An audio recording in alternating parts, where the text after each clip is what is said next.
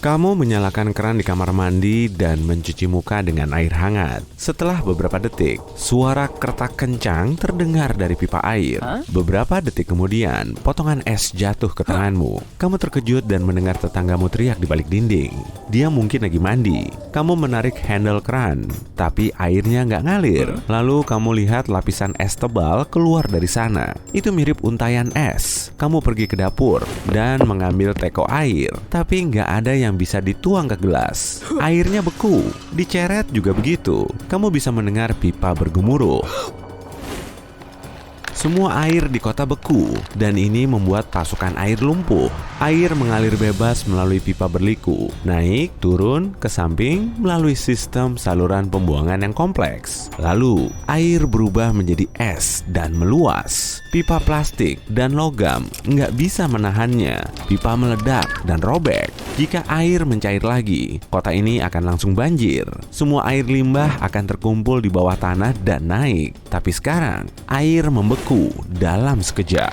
Jadi, jutaan ton es berada di jalan. Ini terjadi di seluruh dunia dan gak ada yang tahu penyebabnya. Bahkan di hutan tropis Amazon dan sabana Afrika, semua danau, sungai, dan kolam beku meski suhu panas. Jumlah es yang banyak menurunkan suhu bumi, gurun kering menjadi dingin, dan kawasan utara bahkan lebih dingin. Kamu memanaskan ceret untuk mencairkan air, tapi gagal. Pembangkit listrik tenaga air yang mengalirkan listrik ke kota itu rusak dan memutus orang-orang dari listrik. Kamu keluar dan melihat orang-orang ketakutan yang nggak bisa minum dari botol beku. Air mancur kota berubah jadi patung es. Danau di taman jadi ring es tempat kamu bisa main hoki.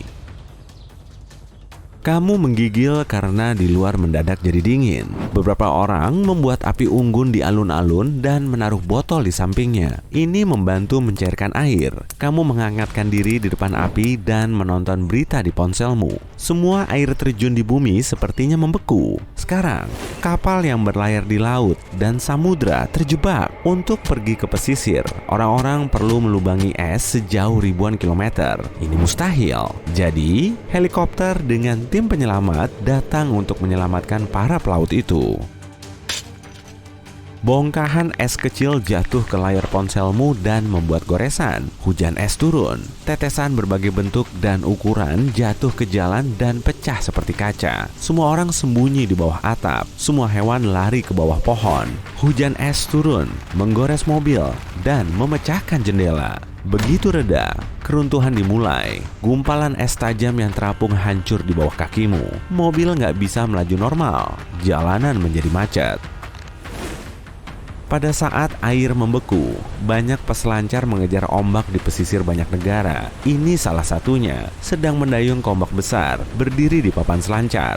Ombak naik, bergulung, dan membeku. Dengan cepat, peselancar itu meluncur di es dan jatuh. Dia melihat laut yang beku dan pulang untuk memakai sepatu seluncur. Orang-orang di seluruh dunia berhenti memancing. Untuk menangkap ikan, kamu harus mengebor es dan hati-hati mengangkat ikan yang beku. Semua makhluk laut masih hidup, hanya saja sedang dalam keadaan tidur kriogenik. Setiap hari, para penyelamat menarik orang yang terjebak di es.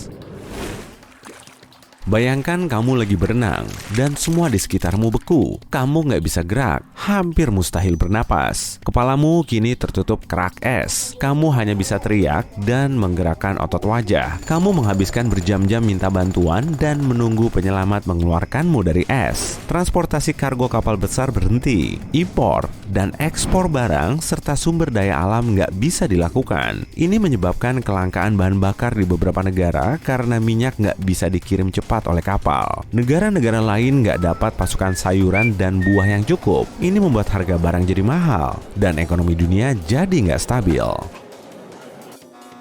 Orang-orang memborong pemanas untuk mencairkan air di botol. Pasokan air rusak dan semua orang keluar dengan ember untuk mengumpulkan potongan hujan es yang jatuh dari langit. Di rumah, mereka mencairkan es itu di ember besi. Ini mustahil dilakukan di kotamu karena pemulihan pembangkit listrik tenaga air belum selesai. Kamu dan penghuni lain membuat api unggun di jalan untuk mencairkan es. Sementara itu, bencana besar terjadi di laut dan samudra. Rumput laut dan fitoplankton menyerap karbon karbon dioksida dan melepaskan oksigen. Lebih dari 50% udara segar di bumi tersedia berkat proses ini. Sekarang, semuanya beku dan produksi oksigen terhambat. Setelah beberapa bulan, orang-orang akan mulai sadar mereka punya masalah pernapasan. Semakin banyak karbon dioksida yang terkumpul di atmosfer. Karena ini, langit biru berubah menjadi abu-abu.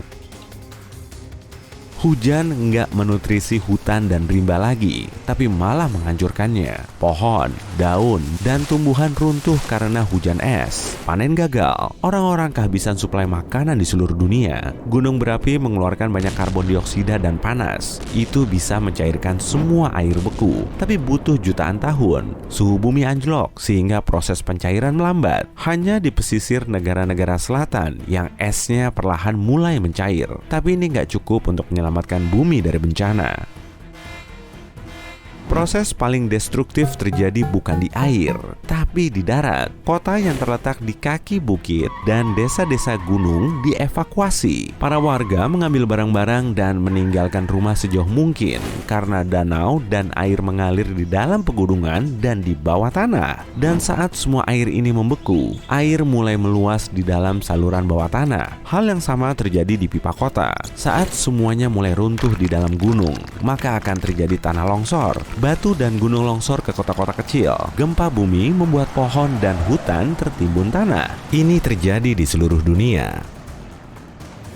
Untuk kabur dari hujan es, orang-orang membuat payung dari logam ringan. Kalau kamu memutuskan keluar saat cuaca buruk, kamu harus memakai headphone atau penyumbat telinga karena suara es yang jatuh pada payung logam benar-benar memekakan telinga. Tanaman harus dilindungi dari es. Orang-orang membuat kubah transparan besar di atas pertanian dan ladang.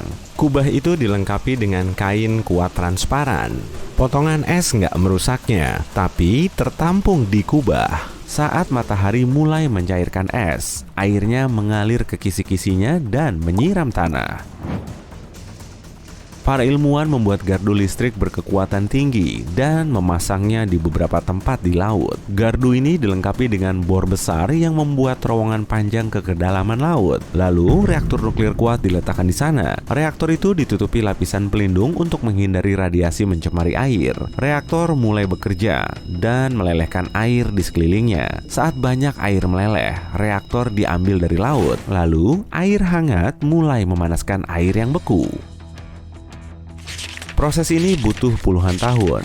Saat laut mencair, orang-orang kota memasang kembali sistem pembuangan air. Pertama, pemanas kuat diletakkan di dalam masing-masing rumah yang perlahan mencairkan es. Lalu, tukang pipa mengganti pipa rusak dengan yang baru. Suhu global perlahan pulih, tapi hujan es terus turun.